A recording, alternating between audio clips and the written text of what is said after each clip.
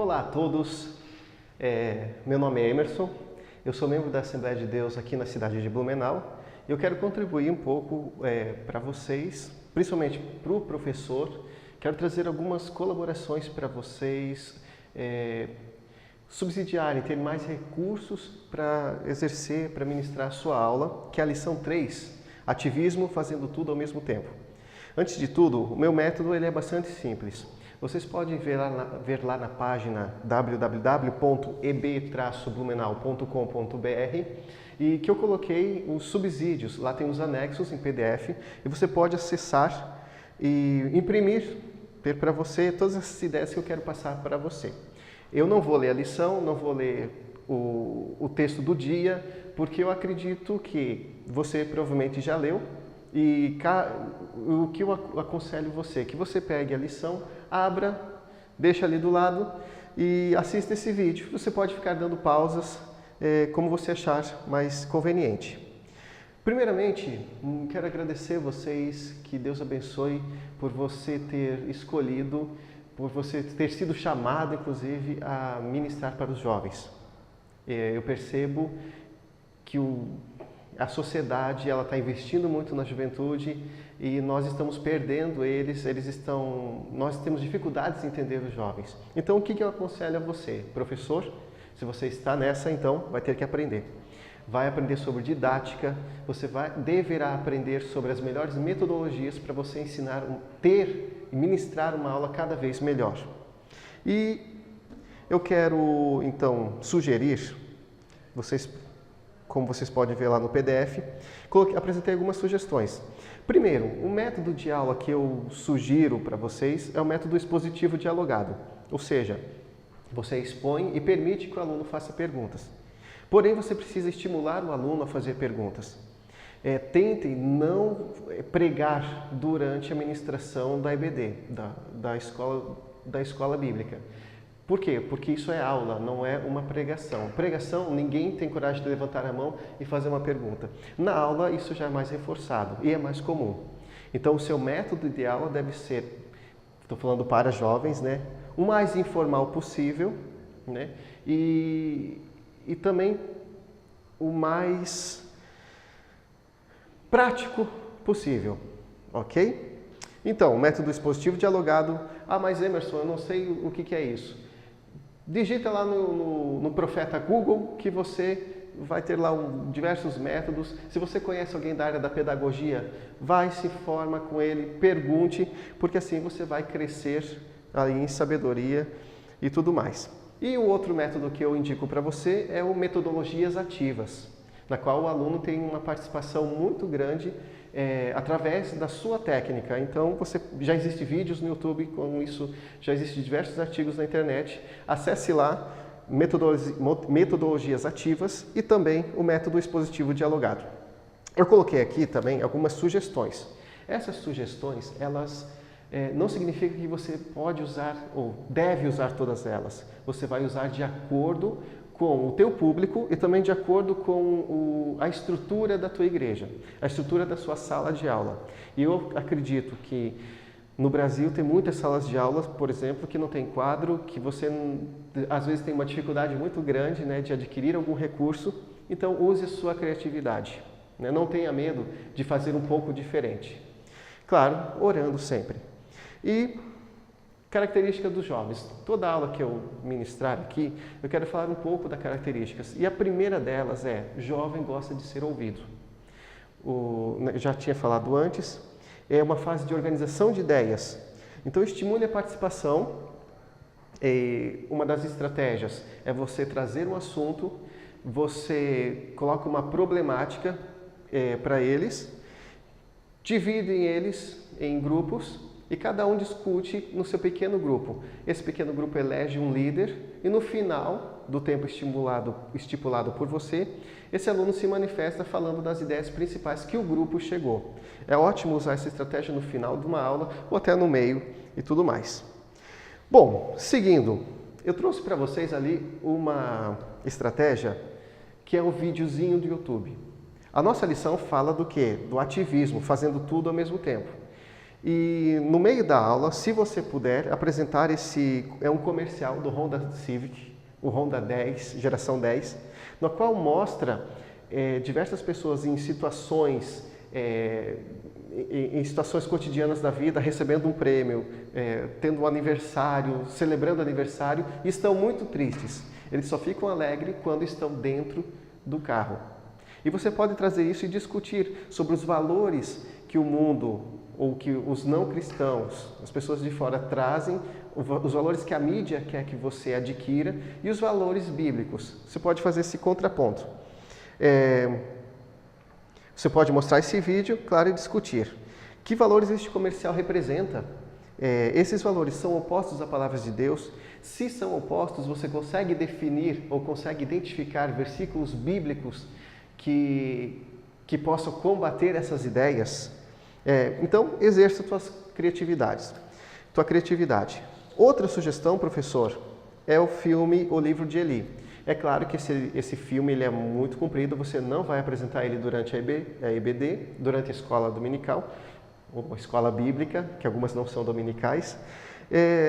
Então, peça para ele assistir em casa e você pode, na sala de aula, tentar utilizar isso. Qual é a mensagem do filme? Esse filme, por exemplo, ele pode ser utilizado em continuidade à aula, muito oportuno, e ele fala o seguinte, retrata a história de um homem que protege ferozmente um livro, e assim, ele protege de uma maneira muito perfeita esse livro, mas apesar dessa perfeita proteção, ele esquece algo muito importante. Claro, vou deixar para você concluir, mas é um exemplo de alguém que estava fazendo talvez a coisa certa, não tão certo assim, estava fazendo uma parte e achando que isso deveria ser feito quando ele esqueceu do essencial. O essencial eu deixo para você discutir ou descobrir lá nos livros. E eu oriento vocês também, eu sei que agora a gente está colocando no final da lição da semana, mas se você puder, eu quero orientá-los a adquirir esse livro, se chama Uma Coisa, as referências estão lá no site. Uma Coisa, buscando corajosamente tudo o que é importante. Dwayne Roberts trata sobre ativismo. Quando eu soube do título dessa lição, eu já lembrei desse livro, que ele traz uma lição muito grande para o público cristão. Inclusive, a nossa lição é basicamente para o público cristão, para aqueles que anseiam trabalhar para a obra do Senhor, para aqueles que anseiam que o reino de Deus sejam divulgados e esquecem algumas coisas. Esse é como se fosse uma lição de prevenção, também de remediação também. Ok? Então, o livro está lá, acessem lá. E aqui algumas sugestões que você pode usar total ou parcialmente. Vamos lá. O texto principal, Isaías 30:15. Excelente texto escolhido pela CPAD, que diz o seguinte: porque assim diz o Senhor Jeová, o Santo de Israel. Em vos converterdes e em repousares, estaria a vossa salvação. Ou seja, você será salvo se você repousar. Inclusive, no sossego e na confiança, a tua força estaria nela. Porém, não quisesse. Convide os alunos a não só ler esse versículo, mas também a ver o contexto e o pós-texto também desse versículo. Você vai ver que Deus respeita muito as consequências, os nossos atos, e como arminiano, acredito no livre-arbítrio, e você tem a opção para escolher. Porém, essa opção, ela traz consequências. E se você não escolhe o sossego na confiança e no repouso, é provável que você vai ter consequências iguais. Consequências compatíveis. E a síntese, lá da nossa lição, que o ativismo é uma conduta que leva as pessoas a adoecerem física e psicologicamente, ali está mentalmente, não tem problema. Para preservar a saúde física e mental, precisamos deixar de lado todo tipo de ativismo. Bom, concordo. Por isso que o público evangélico, ainda mais assembleiano, como eu sou dessa igreja há muitos anos, então eu vejo que ela tem bastante problema, algumas pessoas, em estabelecer prioridades, As suas prioridades esquecem coisas muito importantes. A família, como a gente logo vai discutir. Bom, o texto principal, já falei, texto bíblico. O texto bíblico fala de Lucas 10:38, que é basicamente a história de Marta e Maria. A história você já conhece, não vou ler aqui, mas eu convido você, assim que todo versículo, todo início de pregação, início de aula, que você ler com os alunos, eu sugiro que você apresente o contexto para eles. Quem era essa família para Jesus? O que significava essa família para Jesus? Sabe-se que Lázaro era amigo deles. Provavelmente não era a primeira vez que Jesus estava visitando eles. Enfim, você pode trazer esse contexto para situar os alunos e para entender qual é o papel da Maria e da Marta, qual é a relação deles com Jesus. Ok? Essa é a minha sugestão. E depois a gente começa lá os objetivos, esses objetivos. Para que servem os objetivos? Para você, que você entenda que a tua forma de ministrar, no final das contas, os alunos possam explicar o que é o ativismo, né? E depois apresentar o episódio de Jesus, ou seja, que eles tenham capacidade de ler essa passagem e lembrar dessa diferença entre Marta e Maria, e também que eles defendam, possam evidenciar que o ativismo faz mal. Resumindo a história, é isso. Ok? Depois tem uma parte lá da interação, né? Se você quiser seguir essa sugestão, fique à vontade. Eu acho muito interessante os grupos de WhatsApp também. O problema é que você faz o grupo e daí muitas pessoas começam a postar coisas que não tem nada a ver com a aula, tal, e você tem que ficar então, ser pulso firme e falar, olha gente, essas brincadeiras, isso a gente deixa depois, isso é para o outro grupo, esse grupo é basicamente para as questões relacionadas à escola dominical. Pulso firme, a todo momento tem que ficar lembrando. Daí, com o tempo, eles vão adquirir, então, essa cultura, né, de saber que esse grupo de WhatsApp é só relacionado à escola dominical. É uma boa estratégia também para você ter um contato maior com seus alunos. Ok. Depois que você lê o texto bíblico, pergunte, né, para os alunos o que essa passagem quer nos ensinar. Deixe que eles tragam. Fale o contexto. Você leu a história, agora você vai falar do contexto e agora pergunte para os alunos o que isso quer nos ensinar. E espere. Não tenha medo do silêncio. Muitas vezes eles estão tímidos, então você pode reforçar eles que participem, que a aula é para isso. E o lugar de errar é justamente numa aula. Então não existe resposta errada. Você, como professor, vai valorizar cada uma delas. Ok? Bom, daí você vai apresentar o que é o ativismo. Tópico 1 diz o seguinte, ativismo, uma disfunção do nosso tempo. O que eu sugiro? Você, no quadro branco, se você tiver um quadro, faça um risco no meio, ok? Divida o quadro com risco e um dos lados descreva as características do termo ativismo e do outro do termo diligente, porque a lição ela traz essa diferença. E as pessoas constantemente confundem o ativismo com a pessoa que é muito responsável naquilo que faz. Exemplo do ativismo, temos a Marta, e do diligente eles colocaram, aqui na lição, o autor colocou Jesus. Então, faça lá como usa o quadro, né? Risca lá no meio exemplos dos dois e então procure descrever o que os alunos trazem. E você vai começar a mediar, então, essas respostas. Ok, é isso que eu sugiro ali no tópico 1. O resto das orientações vocês podem, né, tem livre acesso, eu acho até interessante vocês seguirem algumas coisas. Depois temos o antídoto. Eu faço a sugestão de você concluir essa lição com o antídoto. Porque no final é interessante você trazer a problemática, ou seja, o que é o ativismo, as consequências do ativismo e no final você trazer a conclusão, o antídoto para não cair no ativismo e o antídoto também para você se recuperar do ativismo. Ok? Então essa parte eu sugiro deixar lá no final. Mas se você quiser seguir a lição do jeito que ela trouxe, não há nenhum problema. Essa é a forma que eu achei mais didática possível. E daí a gente vai para o tópico 2, Marta ou Maria.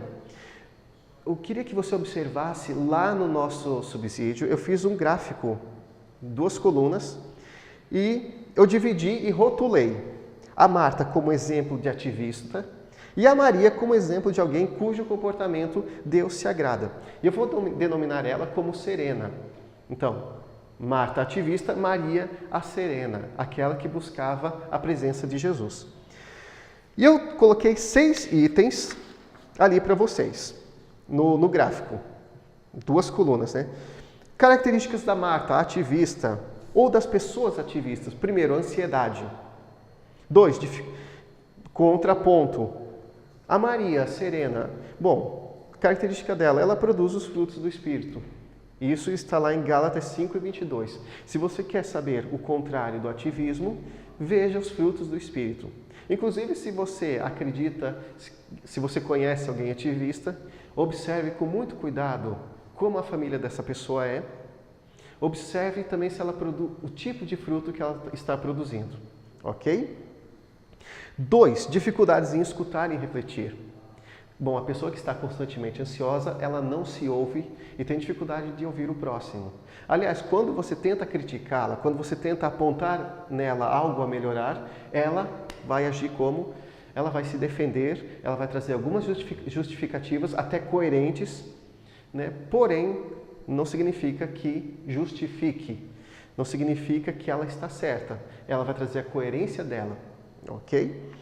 E como seria Maria, a serena? Bom, ela para e ela reflete sobre o que está fazendo. Ela ouve Jesus. Observem, pensem numa pessoa que tem essa característica de produção do Espírito Santo, que tem uma família que respeite os seus limites, que trabalhe na obra de Deus e tudo mais, e que ela reflete no que está fazendo. Você vê que provavelmente, às vezes, mais tarde eu quero trazer essas características para vocês. Eu vou continuar, senão eu vou me perder. 3, dificuldades em estabelecer prioridades. E a Maria, ela elege as prioridades, e as prioridades certas. Eu vou explicar cada um desses pontos depois. 4, a Marta, ativista, ela tem foco no resultado. Ela quer tratar bem as pessoas, ela fica preocupada, o que as pessoas vão falar se eu não fazer determinado comportamento, e se preocupa muito, a pessoa muito ativista, ela se preocupa muito com cifras, com números. E isso é um problema, porque ela esquece do que Deus realmente quer. Porque às vezes Deus não trabalha com números, não trabalha com cifras. Ele não trabalha com a tua lógica. Ele tem uma lógica própria, né? E buscando a presença dele, estando na companhia dele, olha o exemplo, Maria, né? Ela pode chegar aos resultados, o resultado mais satisfatório, que é a vontade de Deus. A Maria, ela tem o quê? O foco no processo.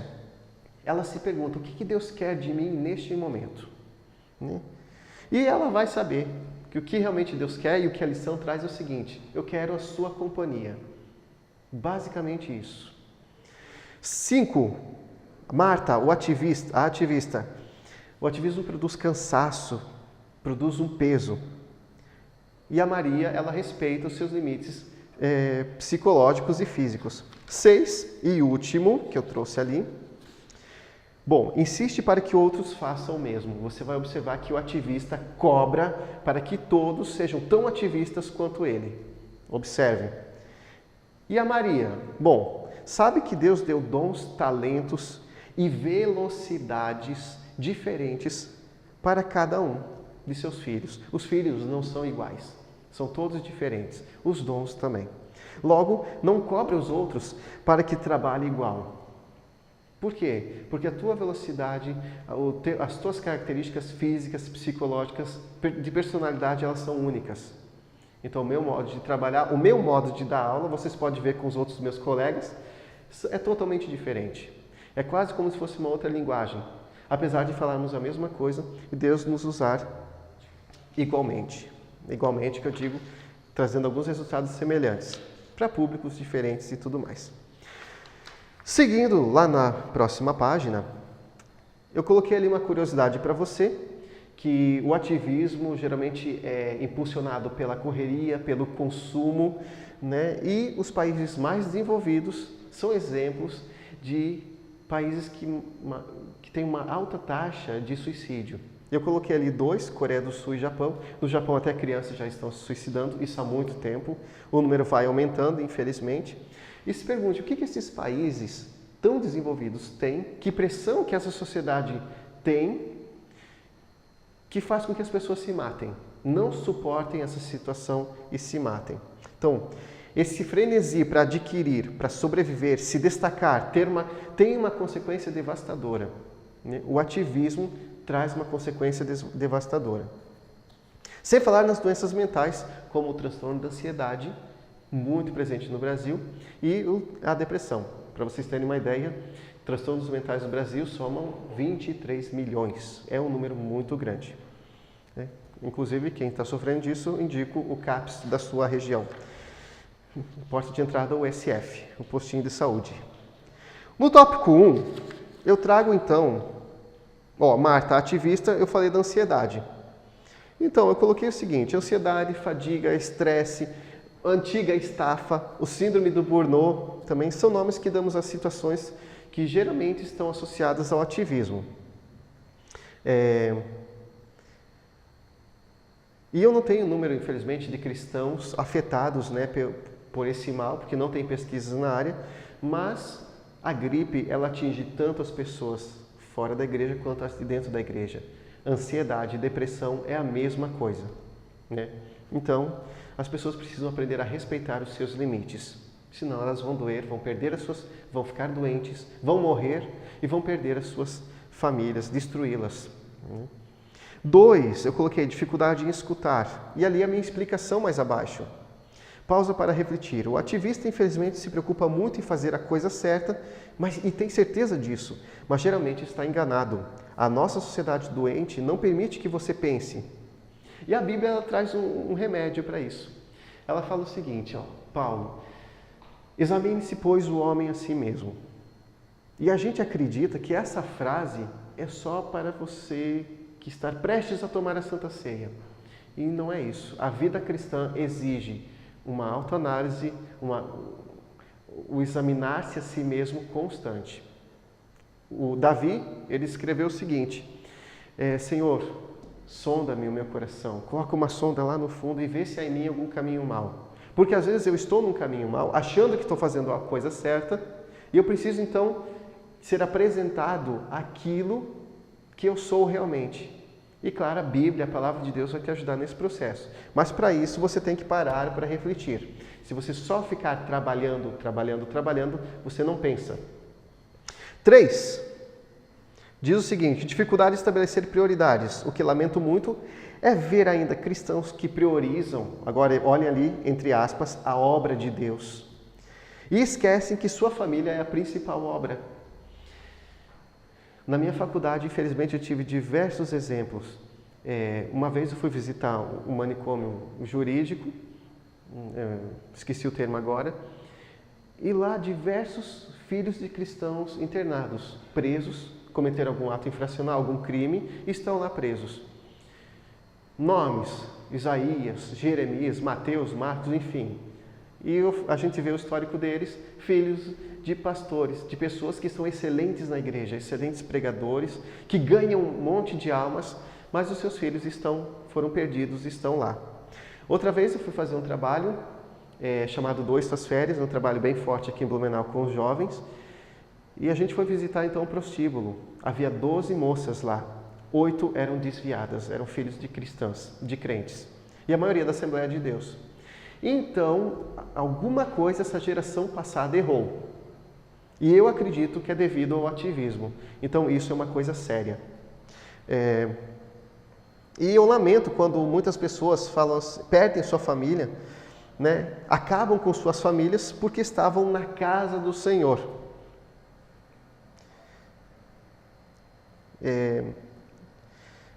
Servindo a outros. As suas famílias ficaram desprotegidas, magoadas e os filhos sem o devido acompanhamento. Se você, jovem, o jovem casado, e se você for casado, já pense nisso. Tua prioridade é o teu cônjuge, é o teu esposo, é a tua esposa. Se você não cuidar dele, ninguém vai cuidar. Então, fica firme, reflita sobre tudo isso que eu estou falando.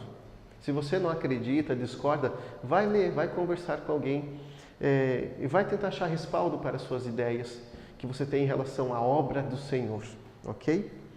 E, enfim, 4, o foco no resultado.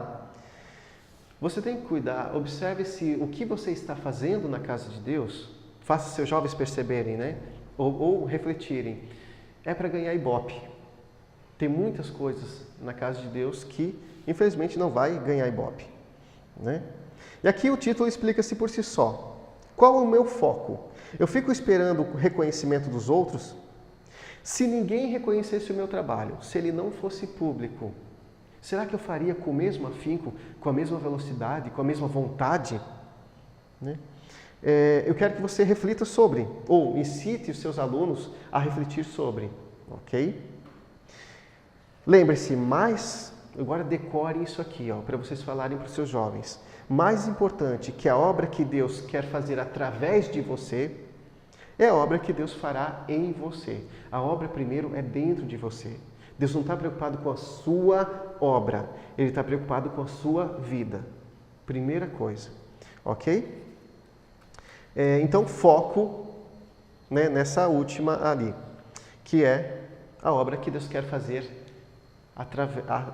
fazer em você. 5, produz cansaço e peso. Então, eu lamento que tenha muitos dizendo que não tem tempo para descansar. Parece que na nossa sociedade, principalmente na igreja, eu vejo muitas pessoas falando isso. E eu lamento quando elas falam isso ainda achando que é uma coisa legal. Oh, não tenho tempo para descansar. Sábado e domingo, culto direto. Segunda, reunião disso. Terça, aquilo. E a sua família? E o seu descanso? Por isso que eu admiro determinadas comunidades que respeitam e reforçam a necessidade do ser humano descansar um dia. Esse dia você pode escolher. Vai ler lá na Bíblia, né? E você pode escolher o dia que você achar necessário, mas tem que ter um dia de descanso. Senão você não aguenta. O cérebro, o corpo físico que Deus criou não aguenta trabalhar 7 dias por semana. Você tem que achar lugar, tem que achar um espaço para descansar, para dormir bem. Se você faz isso, você vai poder cuidar bem dos outros. É como andar de avião. Esse exemplo, olha, bem antigo. A aeromoça, o que ela fala? As saídas são laterais, blá, blá, blá, blá, blá, blá. E em caso de despressurização, caem as máscaras. O que você faz? Se você tem uma criança do lado, primeira coisa, coloque a máscara em si mesmo, para você estar bem. E depois você coloca na criança, em quem você está cuidando. Por quê? Se você coloca primeiro nela, você acaba desmaiando, capaz de não ficar legal, a máscara cair, logo são 2 ali que estão sem oxigênio. Então, cuide primeiro de você, ok? Depois você vai ter condição de cuidar bem do outro.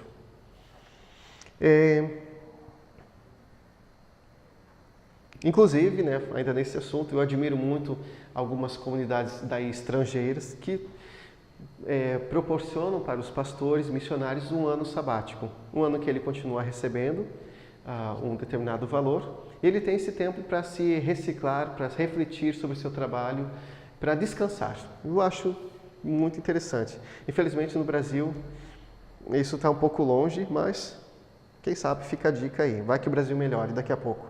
Bom, e 6, insiste para que outros façam o mesmo. Pior que a pessoa ser ativista é ela cobrar para que os outros sejam como ela.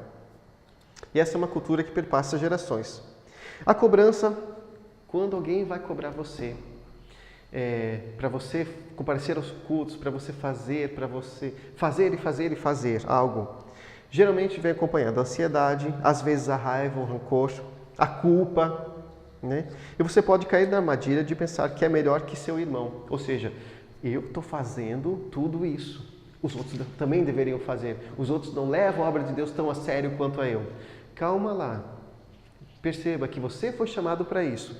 Talvez Deus chamou ele para outra coisa, e talvez não seja o momento dele ainda.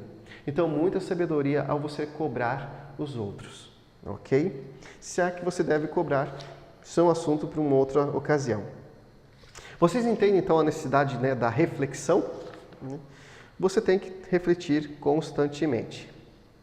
Tópico 3, na nossa lição, Já falei da Marta e da Maria, esse contexto e tudo mais. O tópico 3 diz o seguinte: tempo para tudo. E a lição traz o subtítulo: Deus não é ativista.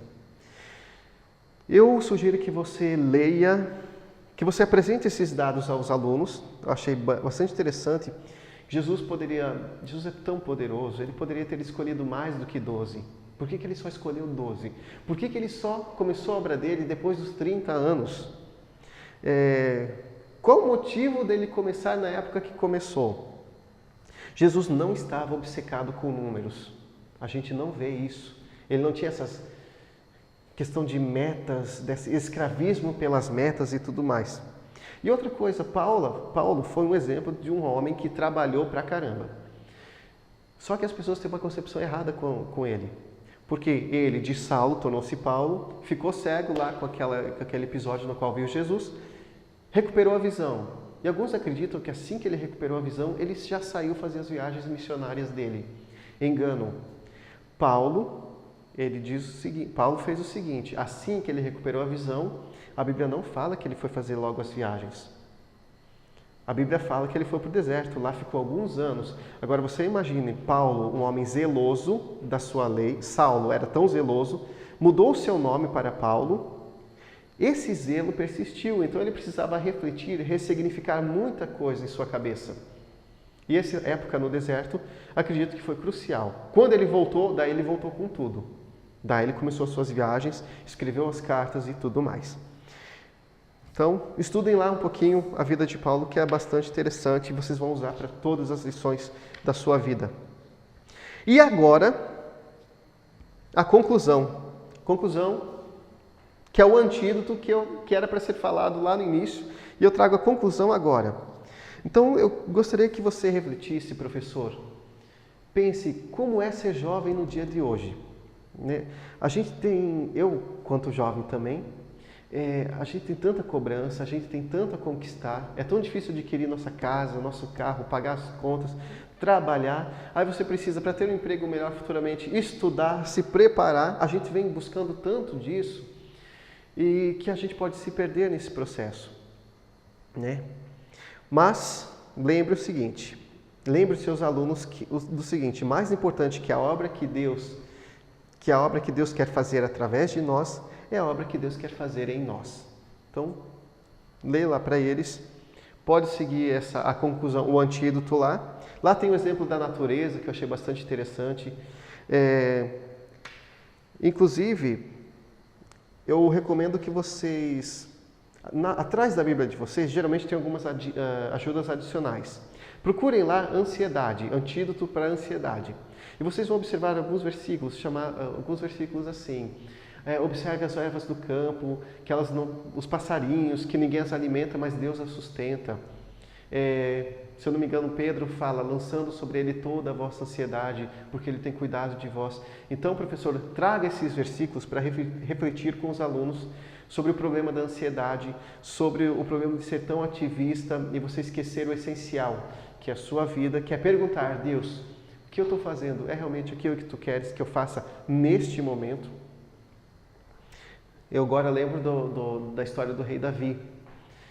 Davi queria construir o templo. Ele era um excelente administrador. Só que Deus falou que não era o templo dele. Não era para ele construir o templo. Então ele teve a sabedoria de respeitar essa ordem do Senhor e deixou que Salomão construísse o templo. Talvez essa obra que você pensa que é para você, será que você não deveria ter mais pessoas para auxiliar essa obra? Será que Deus não escolheu outra pessoa? Por que tem que ser você sozinho? Será que vale a pena as discussões que você tem na sua família, deixando a esposa, às vezes os filhos, para servir a outros? Então reflita com isso com seus alunos, já preparem eles, inclusive, para a vida conjugal, falando dessas questões. Ok? E eu concluo com Mateus, um versículo que eu gosto muito, 11:28. Mateus 11:28, vinde a mim todos que estáis cansados e oprimidos e eu vos aliviarei. E a gente pensa que esse versículo é só para os não cristãos, para os desviados. Mas é um pensamento muito restrito. Esse versículo é para todos, principalmente para as pessoas que estão trabalhando na casa do Senhor, para as pessoas que anseiam uma carreira eclesiástica, para aqueles que fazem e começam e se sentem, chega um determinado momento que se sentem vazios, sentem-se tristes, vê aquela fase de Salomão que você pensa, tudo é vaidade, tudo que eu estou fazendo, será que o Senhor está se agradando? É muito importante que você reflita, mas esse versículo é para você. Se você, jovem, professor, oriente seus jovens quanto a isso. Está se sentindo cansado e oprimido, chegue até Jesus, porque o fardo dele é leve e o jugo é suave. Esse é o melhor antídoto. Reflexão, conhecimento da palavra de Deus e a reflexão, a autoanálise constante. Enfim, são essas as minhas contribuições para vocês. Parabéns para você que busca na internet essas informações. Então, convido vocês, visitem lá se você está assistindo diretamente do YouTube, coisa que eu fazia também para ensinar, tudo bem? Acessorem, comprem bastante livros, busquem na internet, você faz muito bem.